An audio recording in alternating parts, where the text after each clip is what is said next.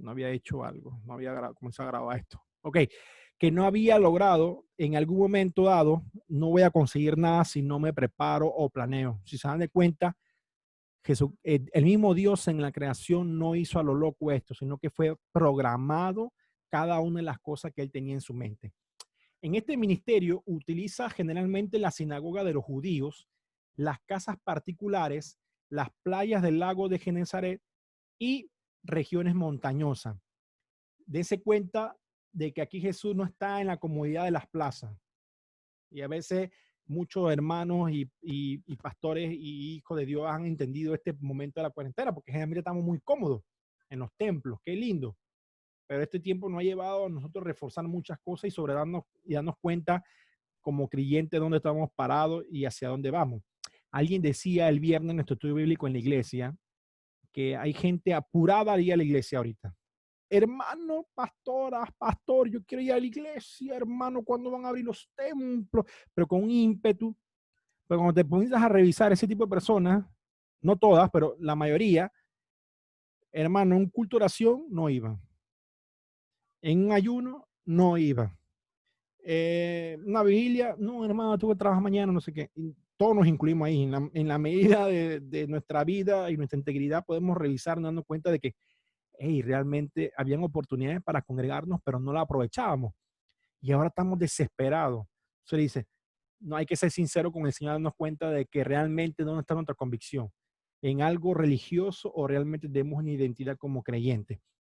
Por eso él se movía en muchas áreas. Sus milagros apoyaban e ilustran su mensaje. Jesucristo no simplemente vino con una retórica. Marieli, Alexandra, Angélica van a recibir poder. Ajá, ¿poder de qué? Sí, ser testimonio, pero sobre todo hacer muchas obras que no dependen de ustedes, sino dependen del Señor. Ustedes hacen su parte y el Señor hará el resto. Lo importante que es llevarse en la gloria. Y sobre todo las multitudes comenzaron a agolparse para escucharle, pero desgraciadamente poca gente comprende que está ante la presencia del Hijo de Dios. Y aquí viene una alerta para nosotros. ¿Estamos siguiendo los milagros y las señales o estamos entendiendo que estamos sirviendo al Hijo de Dios? Qué interesante es este. ¿Estaban en busca de un beneficio o realmente ellos estaban buscando al dueño de los beneficios? Y eso es algo bien relevante. Los evangelistas nos cuentan los incidentes o etapas de su ministerio. Por eso es importante leer los evangelios para poder comprender un poco cómo podemos o cómo la gente puede ver muchas veces el evangelio de Jesucristo para un beneficio. Yo tengo ahorita una crisis, voy a buscar de Dios. He visto casos, gente enferma, hermano, está con una situación delicada. Tú lo vas a ver a la iglesia, hermano, Dios mío, te pido que ore, me sane, me sane. Se sanan, después que se sanan, hermano, es que la carne es débil, hermano. Chao y adiós. Otro, hermano, oren por mí por un trabajo, estoy orando por un trabajo, no sé qué. Si yo trabajara, yo diera el diezmo, yo diera mucha cosa, no sé qué. Hermano, consiguen el trabajo y ya no los ves ni los domingos, no, pastor, yo no puedo ir porque, pastor Amigdala, yo no puedo ir porque, mire, es que haya la vida, es que tengo que trabajar mañana, tengo que hacer esto, tengo que hacer... Entonces, ven acá. Y hay que tener un equilibrio. No estoy diciendo de que no obremos por un empleo, pero que sepamos que nuestra prioridad, sí, finalmente es importante el empleo, pero es importante congregarnos no para el hecho de ser religioso. No, hermano, yo soy un hombre que está lunes, martes, miércoles, jueves, viernes, sábado. Ajá, pero vean acá, yo me congrego todos los días, hermano, y todavía tengo tendencia a comprar chance de lotería. Pero ¿cómo así, hermano? Tú estás todo el día en la iglesia y todavía esas cositas por ahí, esas zorras pequeñas todavía nos golpean. Entonces es importante que de una u otra forma podamos aplicar la palabra en nuestra vida. Seguimos. Jesús realiza milagros en Capernaum, y aquí voy a poner en perspectiva dos solamente. Dice, Jesús libera un endemoniado y Jesús sana a la suegra de Pedro. Eso lo vemos en perspectiva tanto en Mateo, en Marcos. Marcos habla de esa situación en Marcos 1, 21 al 28 y Lucas también, el doctor Lucas, lo habla en el capítulo 4. Jesús sana a la suegra de Pedro. Mateo lo habla Marcos y lo habla Lucas. Por eso ustedes ven que siempre van a encontrar referencias en los tres evangelios en la mayoría de cosas. Cuarto, Jesús viaja con los 4 discípulos y nuevamente vemos la referencia de que esta situación pasó en la vida real, porque aunque Mateo estaba consciente de que Jesús había ido con 4 de sus discípulos, porque él fue un discípulo del Señor, el doctor Lucas, siendo discípulo del apóstol Pablo y sobre todo del apóstol Pedro, aprendiendo sobre todo esto, nos ayuda a darnos cuenta su investigación. Acuérdense que ya él sabía de que muchos otros habían sido investigaciones sobre lo que para ellos era importante. Y Marcos, que fue el más tardío de los 2 primeros, del Mateo y Lucas, Marco, también hizo un estudio porque estaba muy interesado en compartir desde una perspectiva más gentil lo que había sucedido a través de la vida de Cristo en la tierra. Dice, solo Marco nos cuenta acerca de las costumbres de Jesús. Dense cuenta, ni Mateo ni Lucas hablan de que Jesús tiende a madrugar a los lugares solitarios para poder tener una comunión con el Padre.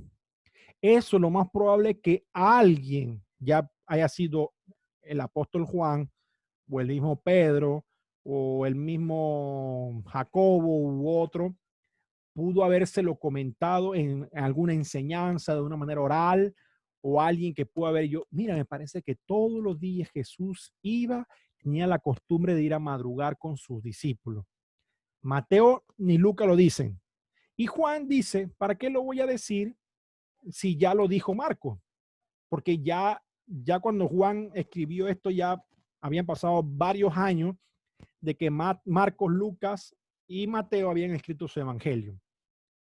Y sobre todo nos ayuda a entender perspectiva de que Jesús dedicaba tiempo para comunión con el Padre antes de empezar las actividades del día. Así podía liberarse del bullicio de las multitudes y orar sin interrupción. Se cumple la profecía referente al siervo de Jehová. Dice, Jehová el Señor me dio lengua de sabio para saber hablar palabras alcanzado. Despertará mañana tras mañana, despertará mi oído para que oiga como los sabios. Eso lo dice Isaías 54. Jesús comprendía que para que su ministerio tuviera éxito, tenía que vivir en comunión continua con su Padre. Si tan necesaria era la oración para el Señor, cuánto más para nosotros. Y ahí todo tenemos que poner, aunque aquí hay damas, la barba en remojo. Sobre todo darnos cuenta de que es necesario para tener éxito en el ministerio, hermanos, tener una comunión continua. Porque si yo no tengo una comunión continua con el autor y consumador de la palabra, de la fe, como se dice, mi pregunta es cómo yo, siendo un simple mortal, pecador, podré salvar a alguien si primero necesito salvar mi vida yo mismo. Entonces necesitamos acercarnos al Señor. Ese es un principio que Marco lo hace referencia. Jesús sana a un leproso. Prometo compartirles la PPT en el nombre de Jesús. Igual Alexandra me molesta ahí otra vez. Me molestas, ahí me escribes. Debemos comprender que este milagro sirve como ejemplo de las muchas otras obras de poder que Jesús realizó en su gira por Galilea. La lepra generalmente era una enfermedad repugnante que conduce paulatinamente a la muerte, puesto que se consideraba la lepra como una inmundicia y al leproso como intocable.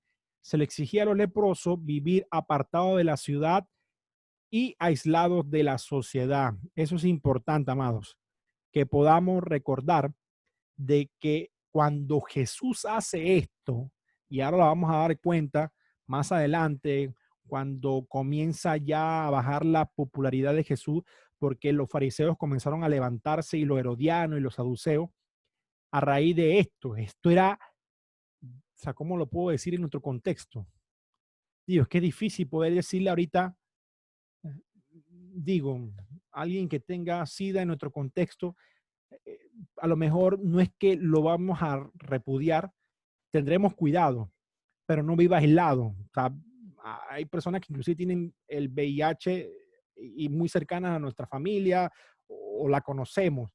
En nuestro contexto no podemos entender la gravedad y hay que leer sobre todo parte del Pentateuco para darnos cuenta de la aberración que el Señor estaba haciendo en la cultura judía al él acercarse a un leproso. Imagínense tal sutileza que los fariseos, hermanos, eso les, o sea, es un shock mental para ellos al entender de que ese hombre, que Jesús de Nazaret, se acerca y sobre todo no se acerca, sino que lo sana. Y en un momento dado delicado, que eso lo vamos a ver más adelante. Y eso hay que tenerlo en perspectiva. Ténganlo aquí presente. Comienza la oposición. Y aquí, como le decía, la parte temprana del Evangelio, y disculpen que es relativamente corto porque ya se me, bueno, todavía tengo hasta las 9:45. Como la especialidad solamente me permite 8 clases, en este tema yo pudiera abarcar muchas más cosas, de detenerme en muchas más circunstancias en la parte temprana del ministerio de Galilea, pero por tiempo no puedo sentarme a más hablar de ese tema. Entonces tengo que arrancar con la parte tardía de su ministerio, que comienza en este caso con la oposición, porque ya era evidente que Jesús, la popularidad había crecido, ya era una persona que tenía una voz, se comentaba. Imagínense que entre ellos, aunque ellos no estaban presentes los fariseos, pero la gente hablaba y que, hey, ese tal Jesús hacía esto, ese tal Jesús hacía esto, lo demás. O sea, la fama comenzó a llegar a los oídos de ellos y ellos eran hermanos. O sea, dense cuenta el nivel de celos que tenían ellos en su costumbre. Cuando usted ven al señor llamado Saulo de Tarso, que dice que pedía cartas para ir a qué? A torturar y perseguir a los que se denominaban como hijos de Dios o cristianos, más que nada, cristianos, los que seguían la doctrina de Jesucristo. Dice, después de completar su primer recorrido por las ciudades situadas en la cuenca de Galilea, Jesús vuelve a su base en Capernaum. Las multitudes vienen para escuchar sus enseñanzas, pero no todos los oyentes la reciben bien. Los fariseos y escribas se oponen a los conceptos nuevos del Señor. Jesucristo se interesa en Dios y la dignidad de las personas, no obstante su rango social o condición moral. Atreverse a presentar a una mujer adúltera delante de Jesús era una clara evidencia de que el objetivo de ello era ver para que me entiendan en contexto. O sea, no es lo mismo, pero para que entiendan la aberración, cómo se sentiría la situación. Imagínense ahorita que, bueno, todos estamos aquí, somos convertidos, entendemos nuestros principios.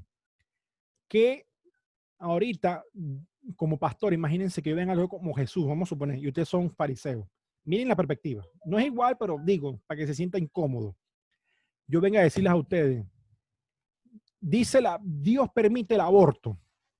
Y yo me levanto y predico y soy una persona influyente en el mundo y comienzo a decirle, hermanos cristianos, hermanos míos, el aborto es legal, Dios permite el aborto, eso no es pecado, no sé qué. Yo le hago la pregunta a ustedes, ¿cómo se sentirían con esa expresión que yo estoy diciendo? ¿Usted me invitarían alguna vez a su iglesia o se sentarían a escucharme? ¿Por qué no? Pero si soy cristiano, somos hijos de Dios, pero yo creo en el aborto. O sea, comiencen a entender el shock. Tú dices ser, pero ¿cómo tú vas a decir que el aborto es algo normal? Tú estás loco, no te entras. O sea, dense cuenta cómo se sentían. Claro, lo que estoy diciendo yo es una locura, está fuera de orden, pero el mensaje que traía Jesús era pero tan radical a las costumbres de los fariseos. Y no estoy diciendo que Jesús quebrantó la ley, no, sino que la corriente, esa secta de fariseos y de saduceos y los herodianos, estaban corrompidos.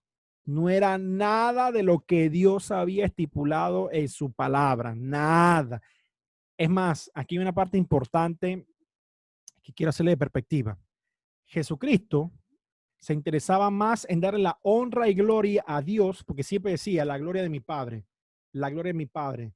Siempre pidan a mi Padre, claro, en mi nombre, pero a mi Padre, a mi Padre. Y sobre todo de que el Señor no hacía distinción por la situación de rango social o condición moral. De arrancada, un leproso no tenía ni voz, ni voto, ni pertenecía a la sociedad judía. Imagínense un fariseo acercándose a esa clase de vileza, porque ellos consideraban la lepra como algo inmundo. Y ellos eran tan perfectos que como este dice ser hijo de Dios, que también un blasfemo, puede acercarse a ellos, cómo puede comer con aquellas mujeres fáciles que andan en los burdeles, cómo puede comer con esos pecadores, con esos publicanos, que fueron las expresiones que le hicieron llegar a Jesús. Por eso, en este momento, denos cuenta la perspectiva y la comparación que podemos hacer cuando Jesús comienza la oposición contra aquellos fariseos que, hermano, o sea, ellos estaban dispuestos a lo que sea por callar esa voz, como se dice, de justicia, porque quebrantaba sus privilegios, porque los fariseos se sentían dueños y amos de la palabra y la acomodaban a su entorno y a su disposición. Primer conflicto. El bendito conflicto por el perdón de los pecados. Voy a meterle máquina porque no quiero que se me corte la hora. Y lo dice nuevamente Marcos, Lucas y Mateo. Hacen referencia a esto.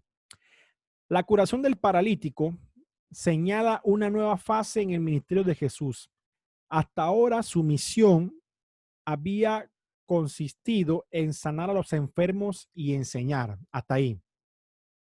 Recordemos eso. Hasta ahí. Ahora se relaciona también con el perdón de pecados. Ahí ya, como se dice el dicho, rozó la tapa del coco. O sea, ya te pasaste. Esa es la idea de los fariseos. Te pasaste. O sea, está bien que estamos viendo milagros y dices enseñar la Biblia y todo lo demás, el Antiguo Testamento. Pero ¿quién te dio a ti potestad de pensar que tú puedes perdonar pecados? Y aquí comienzan los conflictos fuertes para que se cumpliera la escritura de que debían llevarlo a muerte y entregar, que en este caso voluntariamente, su propia vida a Jesús. Dice, Jesús va a la raíz de todo mal y no radica simplemente en la enfermedad, sino que radica en lo principal, en la raíz de todo el mal, que es el pecado. Vemos por primera vez la hostilidad de los fariseos y escribas. Vienen a la casa de Jesús para espiar y criticar. No voy a decir que hay gente así en la iglesia, no, mentira, no. No me toca a mí juzgar a nadie. Aunque juzgar es bíblico, ¿saben, no? Bueno, eso es teología bíblica y sistemática.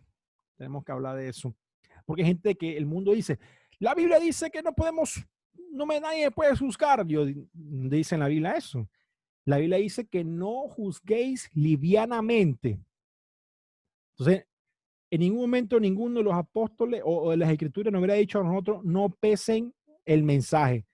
O no, reciban todo lo que viene del mundo. No disciernan si es oveja o es lobo. No. Eso es juzgar, hermano. Tú no puedes venir aquí y decir, yo como profesor, ¿y qué? Bueno, hermana Angélica, no dé diezmo, o es otra cosa. Hermano, no te congregues, si la Biblia no dice congregarse. Aguanta, Juan Pablo, ¿qué estás diciendo? O sea, yo tengo que juzgar lo que tú me estás diciendo, o tus acciones. O sea, tú me estás diciendo a mí que tú eres cristiano, pero tú andas en parranda o tú pones cosas raras en tus redes. O sea, por fin, tú eres o no eres. Tú juzgando no para condenación, sino que, hey, aguanta. El mensaje que tú me estás impartiendo a mí no es del todo correcto porque viene turbio. Por eso es importante juzgar las cosas. Y eso, bueno, ese tema de harina otro costal. Y comienza, siempre están dispuestos a valerse de cualquier cosa que les parezca contraria a sus reglas, ahí se me fue, a fin de acusar al Señor. A pesar de la presencia de los que no miran con buenos ojos al maestro, el poder divino está con él para sanar. Hermano, va a haber gente que critique tu trabajo o lo que sea, pero tranquilo, si Dios te mandó a hacer eso, confía que Él te va a respaldar, sea lo que sea. No, no, bueno, siempre y cuando esté en la voluntad. Cuando no vaya a decir que no, Juan Pablo, es que el Señor me dijo que orara por el diablo para que se convierta. ¿Ah? No, eso no. No, es que yo sentí en el corazón que el Señor me puso ese sentir. ¿Ah? No, no, no, no, eso está quebrantando su palabra. En ningún momento en la Biblia dice que debemos orar por el diablo para que sea salvo. No, no, no. Es que hay gente que rompe y se va por la tangente. Ya hay cosas establecidas en su palabra y en su poder, en su naturaleza, que no pueden ser quebrantadas. No pueden, porque Él quebrantaría su palabra. Él la estipuló así y así será. Dice, ajá, eso está en Lucas 5:17. La pretensión del maestro no agrada para nada a los fariseos y escribas que lo observan fríamente. Imagínense la escena. Ellos están aquí y de repente Jesús viene y le pregunta al paralítico, pueden leer el pasaje, y ven que dicen, quiere ser sano, no sé qué, y el Señor dice, te perdono tus pecados. Está bien que lo sanaste, pero perdonar, ¿quién tú te crees? Tú estás loco. Si el único que perdona pecado es Dios, ¿quién eres tú para decir que tú puedes perdonar pecado? El razonamiento de ellos está no correcto, por supuesto. Solo Dios tiene autoridad para perdonar pecado. Pero su error consiste en considerar a Jesús como un simple mero hombre. Si no fuera más que un hombre, sería el peor de los blasfemos y creo que aquí perderíamos el tiempo si yo me pusiera a hablar de Jesús entendiendo de que fue simplemente un hombre o un profeta. No. La respuesta de Jesús y la subsecuente curación del paralítico acalla a los adversarios. No cuesta nada decirle al hombre que sus pecados están perdonados, pero al sanarlo, Jesús demuestra en forma visible que tiene autoridad divina tanto en la esfera física como en la espiritual. Comprueba de que Él es Dios manifiesto en carne. Eso es algo doctrinal. Y es precisamente por qué el apóstol Juan escribe su evangelio. Si se pudieran estudiar un poquito sobre los gnósticos, y le voy a poner eso en perspectiva, tengan mucho cuidado con lo que leen. Siempre tengan cuidado con lo que leen. Generalmente nosotros como asambleístas, que somos de la línea arminiana, no somos tan dedicados a crear literatura. Claro, ahora en nuestra época mucho más moderna, hemos sentido un boom. Por lo menos el libro este de la vida y enseñanza de Jesús que tienen ustedes de fe y acción es de corte asambleísta, o sea, es nuestro corte arminiana, de que el doctor Magui y muchas personas se han preparado y escriben folletos, estudian la palabra. Pero los que por mucho tiempo en el siglo pasado invirtieron mucho tiempo en cuanto a esto siempre fueron los bautistas. Es más, tienen una fama, digo, ya como se dice un cliché, de que si es bautista, hermano, son estudiosos de la palabra. Y los asambleístas no, ellos más son puro fuego pentecostal. Es un cliché que ha quedado, todavía queda en nuestro día, y mucha gente piensa eso, pero yo siempre le recomiendo que sí, podemos aplicar y estudiar muchos principios del libro de bautistas, pero siempre tener el cuidado de, de algunas cosas que no es que nos dividen, sino es que tenemos una opinión diferente, nada más. Eso no quiere decir que no vamos a ser salvos, son hermanos en Cristo, por supuesto, creemos en el mismo Señor y la obra redentora de Cristo y todo lo demás, pero tengamos cuidado de qué documentación leemos. Sobre todo si los vamos a hacer una tarea, hermano, que no es mi caso aquí, porque lo que mandé es algo muy general, pero si hablamos de doctrina, tengan cuidado cuando consultan cosas en Google.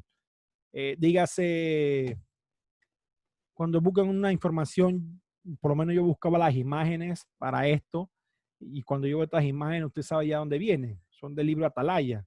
Y trato de no agarrar mucho esa cosa de ellos, pero bueno, ellos tienen una maestría en dibujo, hermano. Ellos tienen, yo busco, nuestros, son dos cabecitas, cuando digo pentecostal, una cabecita, no sé qué, pero ellos sí le han metido, como se dice, recurso a los dibujos. Ellos entienden ese principio, pero hay enseñanzas que discrepamos y en la cual no están centradas en la palabra de Dios, como son los testigos de Genoveva. Son los primeritos que aparecen. Usted busca doctrina no sé qué o algo de la Biblia, siempre le va a aparecer el jw.org y usted dice, wow, precisamente era lo que yo quería encontrar porque en ningún otro lo encontré. Tenga cuidado de documentarse y saber de qué fuente está bebiendo. Los milagros de Jesús.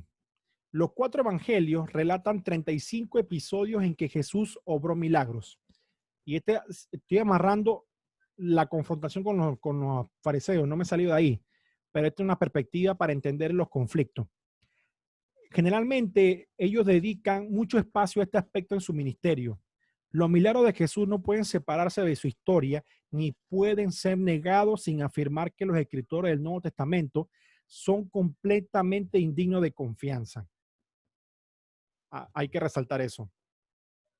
Más de la mitad de estas historias tienen que ver con la curación de diversas enfermedades. Hay categorías de milagros que consisten en expulsar demonios de personas que sufren de desórdenes físicos y mentales. Hay otras categorías que son de milagros que vemos a Cristo resucitando a los muertos, que es la imagen que les tengo aquí de que eso lo vemos en el Evangelio de Juan en una de sus señales cuando resucita a Lázaro. Pero se relatan solamente 3 casos como estos sin mencionar la resurrección de Jesús mismo. Y aquí es importante para entender esto en perspectiva. ¿Cómo efectuó Jesús los milagros? Los hizo mediante su propia autoridad. En el Antiguo Testamento, los profetas empleaban el nombre de Dios y oraban a él. Con su autoridad inherente, Cristo echó fuera demonios y sanó enfermos. Sin embargo, este recalcó que dependía del Padre, y eso lo menciona en Juan, y obraba en el poder del Espíritu. Siempre entienden de que la autoridad que Jesús ejercía aquí era inherente en él mismo, porque era una condición divina, de deidad, pero siempre le dio el crédito a su relación que él tenía con su Padre y que dependía totalmente de él. ¿Cuánto más nosotros, simples mortales, necesitamos acercarnos y entender de que dependemos del poder sobrenatural de nuestro Padre Celestial? ¿Por qué hizo estos milagros? Y aquí le estipulé 3 puntos. 1, revelan la bondad y misericordia divinas hacia los desgraciados. Esa palabra desgraciado suena dura, pero es para todos los que en algún momento hemos necesitado bondad y misericordia, que somos todos. O sea, ahí revelan su bondad. Sirven como credencial de su persona y misión. Hablan de su identidad. Cuando hablamos de milagro, hablamos de Jesús. Cuando hablamos de Jesús, hablamos de milagro. O sea, es una identidad, es su esencia en su persona y sobre todo su misión. Y son signos o parábolas de la misión de salvadora de Jesucristo. Eso es importante recalcarlo. Hay gente, para ir avanzando, los modernistas y los materialistas niegan la posibilidad de los milagros. Un filósofo ateísta dice, David Hume, arguyó que un milagro sería una violación de las leyes naturales.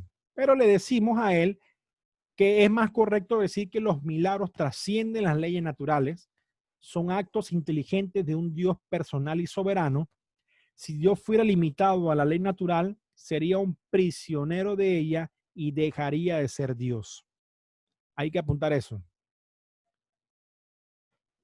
Son actos inteligentes de un Dios personal y soberano. Si Dios fuera limitado a la ley natural, sería un prisionero de ella y dejaría de ser Dios.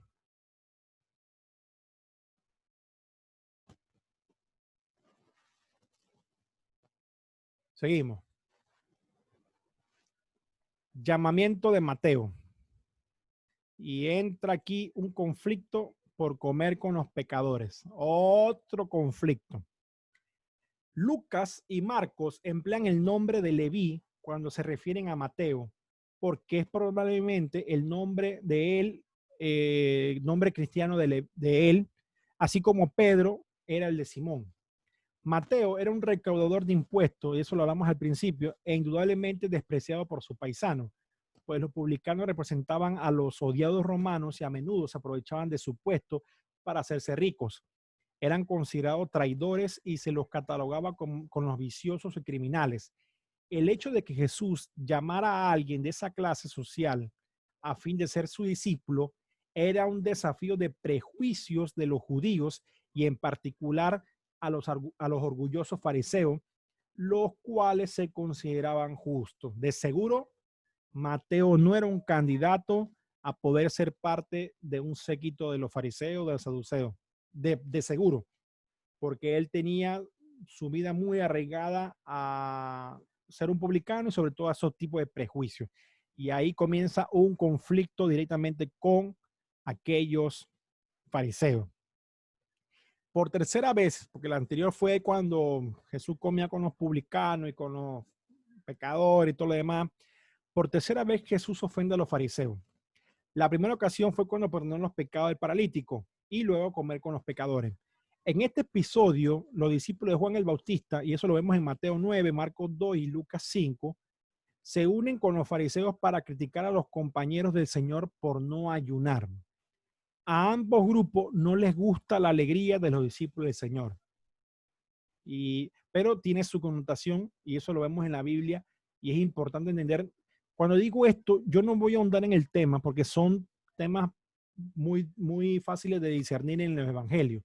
A lo que estoy haciendo es desde un panorama sistemático cómo sucedieron las cosas y mi objetivo de poder compartir esto en la materia de Evangelio sinóptico, porque yo me pudiera detener aquí para sacar un sermón o una predicación, decirle, hermanos, teníamos este objetivo y todo lo demás, sí, pero mi objetivo más va enfocado en la enseñanza desde un punto de vista histórico y sistemático hacia el cumplimiento de la muerte del Mesías, que era lo que en este caso los evangelistas querían dejar por sentado en cuanto a la postura de Jesús y la postura de los fariseos.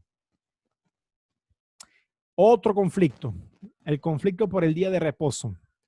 Las actividades de los discípulos de Jesús y luego la del Señor mismo en el día de reposo dan a los adversarios nuevo motivo para sus acusaciones. La interpretación de la ley sabática que hizo Jesús, como se ve en sus enseñanzas y acciones, provoca, bueno, algo gravísimo. En los fariseos y escribas, un odio asesino y aplicable. Gracias por rayarme en la pantalla. Un odio asesino e implacable. Así que es importante que entendamos eso. Tranquilo, tranquilo, estoy molestando. Ok, y aquí voy a detenerme un poquito. Estoy viendo el reloj, no me quiero pasar por su tiempo. Nuevamente, como decíamos, Mateo 12, Marcos 12 y Lucas 6 hablan sobre la situación de que Jesús, sus discípulos comenzaron tenían hambre. Y vamos a ver en perspectiva 5 argumentos que Jesús utilizó. Al hacerlo, enseña principios que son de aplicación universal en todas las edades. Añade otro principio en el episodio en que sana al hombre de la mano seca. A. Se puede contravenir una ley ceremonial en un caso de necesidad apremiante. Imagínense que estamos en ayuno. Usted le dedicó ayuno al Señor y usted entra en una crisis porque usted, o vamos como con ayuno y usted sufre de gastritis. ¿Podrá ayunar o no podrá ayunar? Le hago la pregunta. ¿Alguien me puede contestar? ¿O será un pecador que no quiera ayunar? ¿Qué piensan? Dime una opinión. A ver, Héctor. Por su salud no es recomendable. Por su salud, pero si la Biblia habla de que si el cristiano no ayuna, el diablo se lo desayuna. Y si no ora, el diablo se lo devora. ¿Qué piensan? Dijiste algo clave, su salud. Y era lo que el Señor estaba haciendo demostrar aquí un principio. Que, miren, tengo a varias amistades ahí en Facebook que me agregaron recientemente, alguien famoso ahí que cantaba antes, no sé qué. Bueno, él comparte información y disculpen que no miro la cámara, estoy mirando allá, acá, perdónenme. Él generalmente comparta toda hora y todos los días, claro, principios bíblicos, pero hermano, yo siento la línea judaizante de él marcada, tan marcada que yo digo, no, hombre, este hombre O sea, esto es la nueva era de los judíos, o sea, está intentando judaizar eh, sus... Alguien me está escribiendo. Hasta mejorar la condición. Bueno, está hablando en Italia, por supuesto, un buen comentario. Ella no ayunaría hasta mejorar la condición de salud, pero para los fariseos eso no era válido. O sea, y estoy dando un ejemplo básico. Digo, en la Biblia no habla de que es una ley que si no ayuno, bueno, sí es importante ayunar, es parte vital del cristiano, si quiere consagrarse, y sobre todo si es un cristiano debería ayunar, pero como les decía, para terminar la línea del Señor, estamos viendo mucha gente arraigada al sionismo de una manera radical. Y él enseña que sí, que Jesús nunca vino a tumbar y ninguno de los apóstoles, nadie ha desaprobado que sigamos las fiestas y las costumbres judías. Yo digo, me acá, pero ¿qué estás hablando? Entonces, comenzamos y ahorita hay mucha gente, se va a encontrar gente ahorita que le va a decir a usted que cómo es posible que usted no celebra la fiesta de los tabernáculos, hermana Viasney. ¿Por qué no celebra eso? Si eso es una fiesta perpetua que Dios dejó estipulada en la palabra, que la ley mosaica no pierde esencia porque se cumplió en Cristo y podemos cumplirla. O sea, por eso es importante que usted y yo aprendamos y nos capacitemos, no en el pensamiento que puedo dar yo, sino conforme a la Biblia y extraer de una manera muy sabia lo que la Biblia quiere impartirnos y no lo que yo quiero interpretar. Pero aquí era algo gravísimo para los fariseos. Ellos, increíble. Y Jesús usa un pasaje, y si usted lo busca, famoso pasaje de David, cuando tenía mucha hambre, ¿qué hizo él? Se comió los panes de la proposición. Ay, Dios mío, ¿qué hizo? No voy a ahondar, pero léalo y se cuenta. Es más, lea también cuando se constituye el tabernáculo, lo importante que era eso y lo que hizo David en ese momento. El día de reposo, dice, fue hecho por causa del hombre y no el hombre por causa del día de reposo. Marco hace referencia a esa expresión en el 2:27. Los trabajos religiosos se pueden realizar en el día de reposo. Es más importante ser bondadoso que cumplir escrupulosamente las formas externas de la ley. Perdón, si ustedes ven, todas las acciones de los fariseos iban dirigidas en exaltar su estricto, entre comillas, cumplimiento de la ley. Eso en la perspectiva de ellos. Pero era más importante ser bondadoso para el Señor que cumplir ese tipo de formas externas, no internas, porque la ley definitivamente nos ayuda a darnos cuenta de nuestra condición como pecado. Pero ellos definitivamente que eran falsos porque decían una cosa con la boca, pero aplicaban otra en su interior. Jesús es el Señor en el día del reposo, es el Señor del día del reposo. Se observa la ley sabática dando tanto reposando en este día como haciendo obras de misericordia. Por eso usted y yo no nos quedamos simplemente en guardar un día a la semana, sino es que ahora no se guarda un día, se guarda todos los días para decir algo religioso. Y que no nos regimos por un día para parar todo, porque sí, en realidad sí paramos porque Jesús lo hizo. Claro, nuestro calendario, y si se pueden ver en YouTube historia de cómo se hizo el calendario hasta nuestro día, se va a dar cuenta que eso es una locura. De veras que yo veo ese video varias veces y no entiendo algunas cosas. O sea, es un poco complicado. De veras que pueden buscarlo ahí. La historia del calendario. Es más, se lo puedo mandar, lo busco ahora y se lo mando para que lo vean. Cómo a través de los tiempos han pasado y han acomodado los calendarios, que algunos dicen, hermano, ustedes son unos apóstatas, los pentecostales, porque ustedes se dejan llevar por lo que el calendario gregoriano, que es lo que usted y yo nos regimos. Y yo digo, pero o sea, lo importante es la condición del corazón y nuestra vida hacia Él, que por cumplir estrictamente una norma de una forma u otra. No estoy diciendo, no estoy justificando que no seamos personas de disciplina e íntegra. Estoy refiriendo de que no más importantes son las fechas que usted viviendo para el Señor.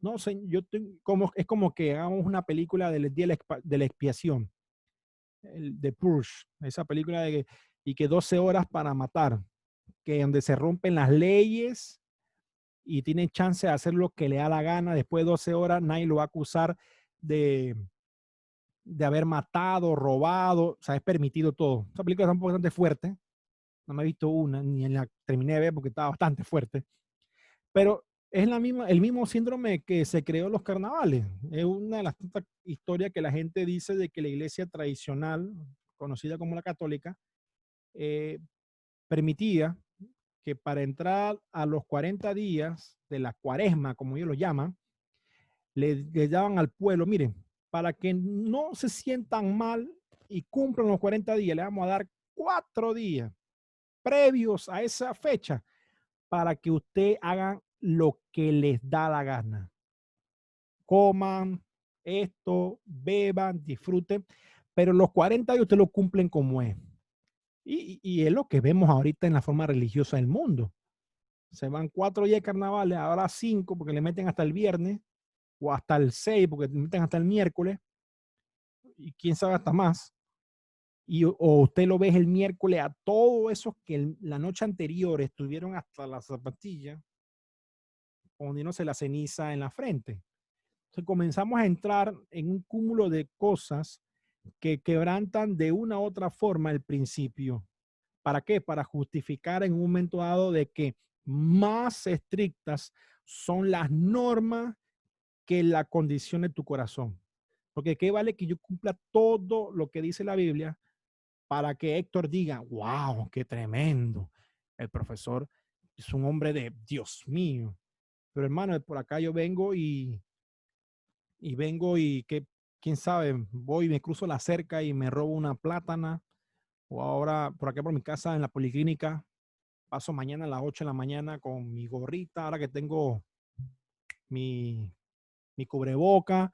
Y yo le digo a la tía ahí, bueno, aunque no se está vendiendo, no se está vendiendo, ¿verdad? Que eso lo suspendieron, pero hay gente, hermano, dame ahí 4 pedacitos de 06 y de 06 y de 60, porque al revés y al derecho creo que lo dicen así.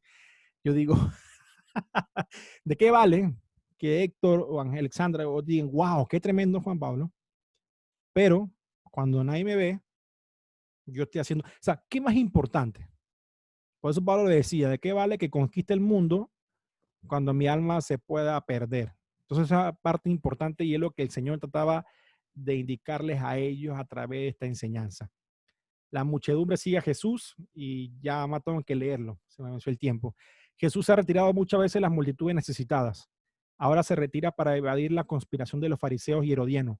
Jesús huye, o sea, no huye, se retira. Vamos a decir que huye y evade la conspiración de los fariseos, los cuales procuran su muerte. Y esto acabo de recalcarlo. No es que Jesús sea cobarde, sino que es prudente. Y ahorita algunos dicen, pero ¿qué clase de iglesia somos nosotros? Que no sé qué. Ay, hermanito. El mismo Jesús estaba consciente de que no había llegado su hora. Él sabía que iba a morir, pero aún no estaba en el plan de Dios todavía esa fecha. Pero él nunca se arriesga de una manera innecesaria. Alguien dijo que es prudencia evitar el peligro, pero el huir de un deber es otra cosa. Y aquí vemos que Cristo en ningún momento huyó de su deber. Es más, evitó el peligro con prudencia. ¿Para qué nos ponemos el cinturón de seguridad? ¿Será falta de fe? Ay, hermano, te vas a poner, Alexandra, ¿por qué te vas a poner ese cinturón? Tú no tienes ángeles que te cubran. Ah, tú no confías en un Dios sanador, un Dios que te cuida. Ah, ¿te imaginas que ni Dios quiera un frenazo, hermano? Y allá va Marieli.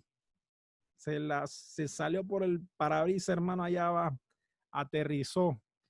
No, hermano, pero yo tenía fe que no me iba a pasar nada malo. No, eso no es así, hermano. Hay que ser prudente. Y Cristo, si Cristo lo fue, ¿cuánto más usted y yo? Bueno, esto, la constitución de los 12 discípulos, eh, ya lo comentamos al principio, aquí está la lista en los 4 evangelios, lo mencionan, y también Hechos. Hechos menciona los nombres de los discípulos. Qué importante es que ellos recalquen los nombres. Y aquí podemos ver en perspectiva cómo algunos se cambiaron los nombres no es que cambiaban los nombres, sino es que dependiendo del tiempo, vamos a suponer que, bueno, no está Cándida, bueno, sí está Cándida por ahí, pero aquí dice Candy. Imagínense que, bueno, yo sé que se llama Cándida, pero la gente comienza a decirle Candy, Candy, Candy, Candy, que al final, dentro de 10 años, es decir, no, le manda Candy. Y todo el mundo dice Candy. Yo me acuerdo que era Cándida, pero obvio, o sea, eso pasaba en ese momento y como le decía, existía Saulo y también el apóstol Pablo. Y por último, permítame, es interesante notar algunas de las características de los 12 apóstoles. Eran hombres comunes y corrientes, no eran querubines ni arcángeles, eran personas comunes y corrientes y eran hombres de carácter muy variado, pero capaces de cambiar. Usted y yo fuimos llamados y creo que en ese sentir a lo mejor somos muy diferentes en perspectiva y en carácter, pero el Señor puede transformar nuestra vida, hacer una obra importante en cada uno de nosotros. Ok, le agradezco nuevamente su tiempo en esta preciosa noche. Nada más tengo algo para decirles. Si se dan de cuenta en su plan de curso, vamos a buscarla. Dios, ¿dónde está? Déjenme buscar acá. Aquí está. Y aquí viene la rompedera de cabeza, dice la gente. Presentación del grupo número 1, parábola de Jesús. La dejo a discreción de ustedes, que busquen un compañero. Somos ¿qué pocotón? Somos 11. De seguro somos 11, sí. 11 entre 3, ¿cuánto es? 4. 3 grupos de 4 y uno de 3. No, perdón. O sea, 3 grupos de 3 y uno de 2. ¿Será así? 1, 2, 3, 4, sí. No sé si deciden ustedes hacer su grupo o los estipulo yo. Déjenme mirar acá la cámara, perdón. Ustedes me dicen. No, tienen que activar su micrófono y darme su opinión. Si no, yo los acomodo aquí ahorita. Pongo la lista de una vez. Profe, nosotros. Ustedes se dedican. Bueno, para que no se incomoden, pero tratan de buscar un grupo urgente. ¿Quién? Dele, ya hay uno de 3. Ya, gloria a Dios. Bueno, como fueron las primeras, van a ser las primeras que van a hablar. Pues. Parábola de Jesús. Una presentación, digo, no me van a hacer una exégesis ni un estudio sintético, no, nada de eso tan brutal, ni un estudio biográfico. Acuérdense que estudio biográfico no es lo mismo que una biografía. Lo que ustedes me mandaron es una biografía, pero el estudio biográfico, hermano, santo Dios, hay una materia que se llama método de estudio bíblico. Y eso es una cosa así larga y complicada y hay que investigar bastante. No vamos a hacer eso, pero es una charla bastante amena para poder completar la clase. Entonces, el primer grupo va a ser parábola de Jesús. El segundo grupo, el tema parábolas del reino. Lo más probable es que esos temas así específicos no lo van a encontrar en el folleto. Van a tener que buscar otro libro. Hay otro libro que se llama Se hizo hombre de Pablo Hoff. Se lo pueden encontrar en internet. No lo descargan. ¿De Pablo? Pablo Hoff. H-O-F-F.